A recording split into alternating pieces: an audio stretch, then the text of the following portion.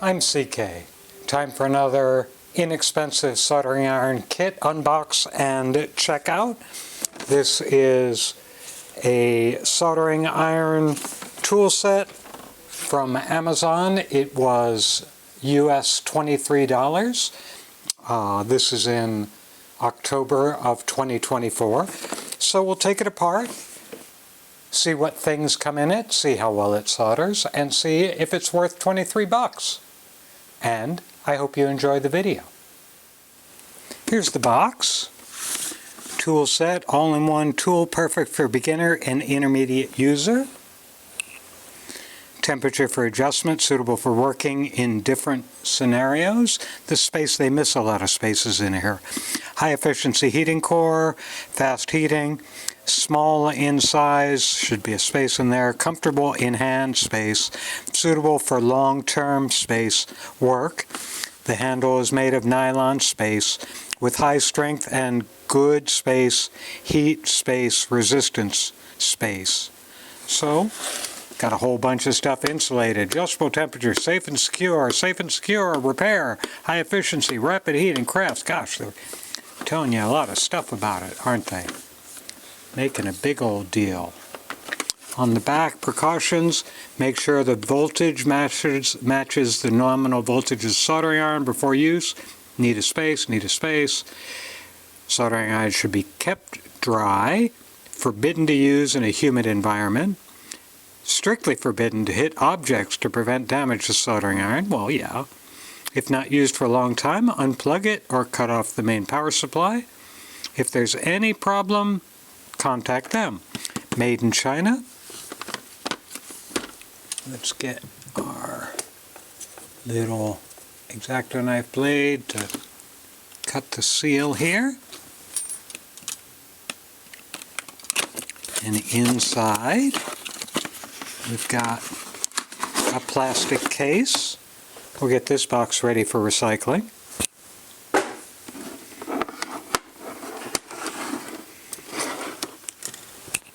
We open it right here, and I've got solder all over the place. We open it right here and see what we got. We got our relatively standard 5 solder tips, a chisel, a blade, a couple of others, and a fine point, which is what I'd probably end up using. Here is a little tiny soldering stand. Some solder wire. This is 2.2 flux. It doesn't say whether it's lead or lead-free. That's interesting. I don't think I'll ever be using it. Then we've got a whole bunch of solder paste with flux.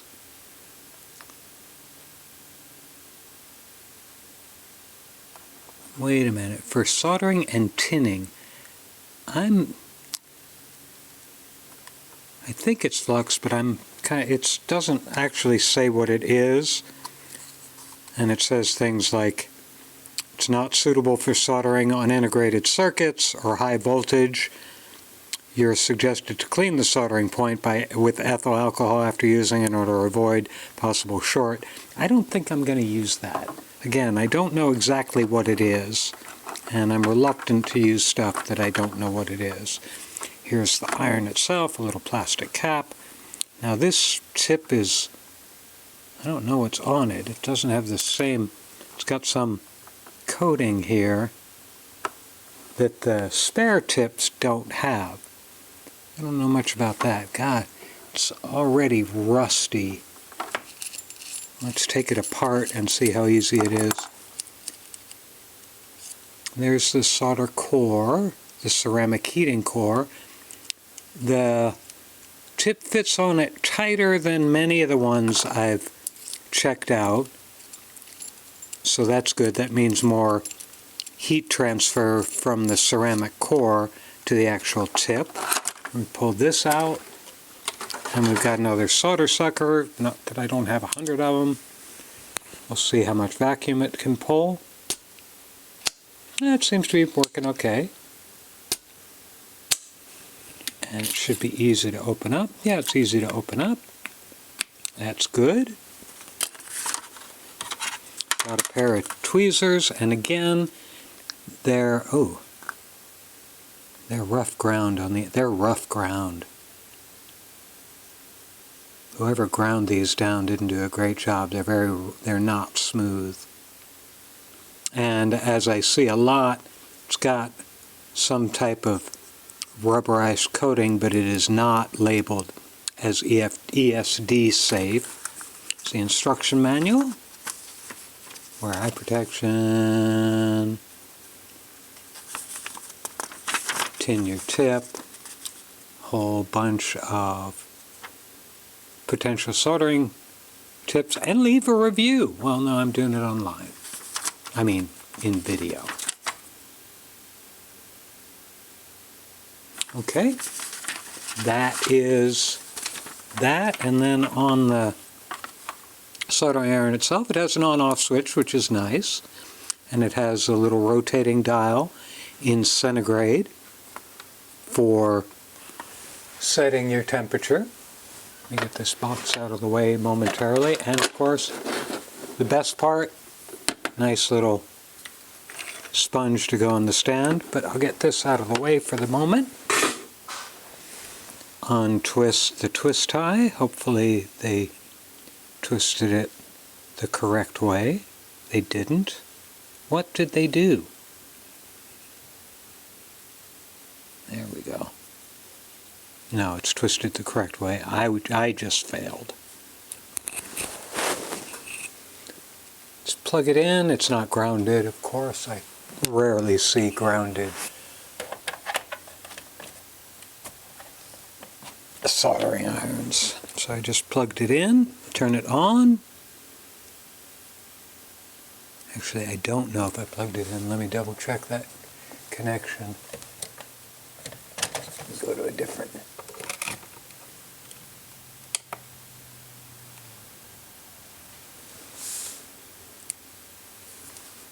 So it does have an LED that goes on and off here. It's really hard to see. So don't rely on being able to see that. Maybe it changes with maybe the intensity. Yeah, the intensity goes up with the temperature set. I'm going to set this to, I'm guessing 300C, even though I don't know where the lines are. I'll put it kind of right there, 300C. It is getting warm. I don't see any outgassing. It's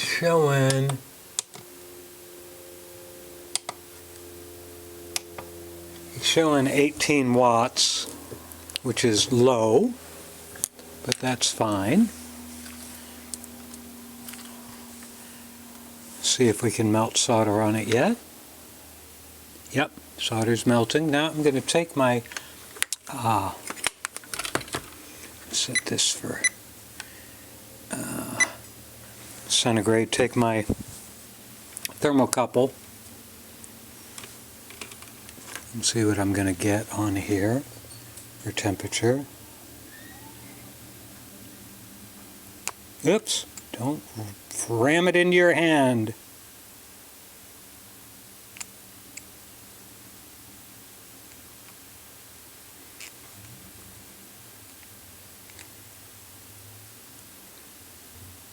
Well, it's about, I mean, that's coming in about 300 centigrade. That's pretty good.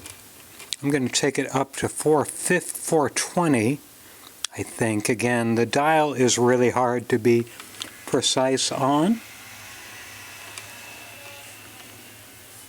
Let's try it again.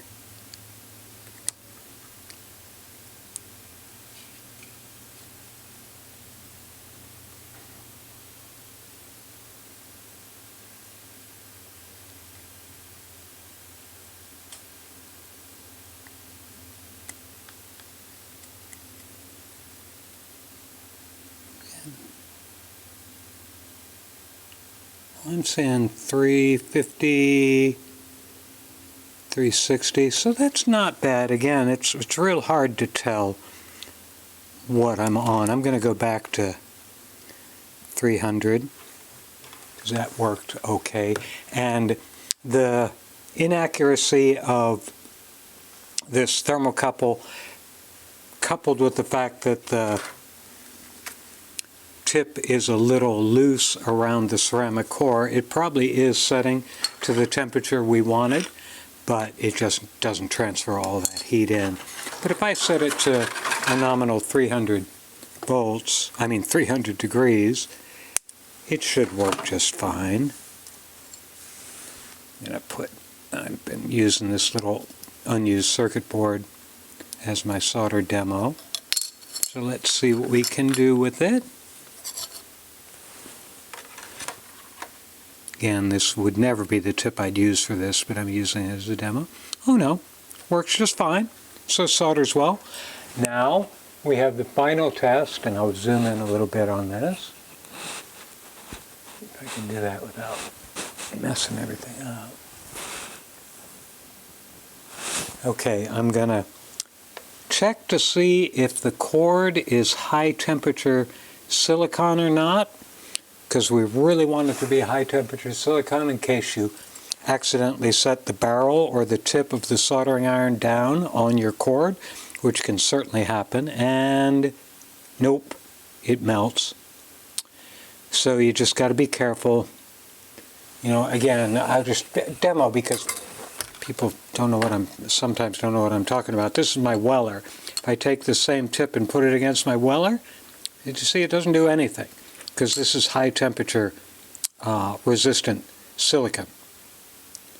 And that's what you want in your soldering iron cable, because see, even on this one, even the barrel is melting the plastic. So that's not good. So that's the only down check. It's nice, it feels okay, it's light, it's comfortable. It could be a fine little unit, and for $23, I'd say it's a-okay. You don't get as much as in some of the other kits, and as I said, I don't trust whatever this soldering paste is. I don't trust it.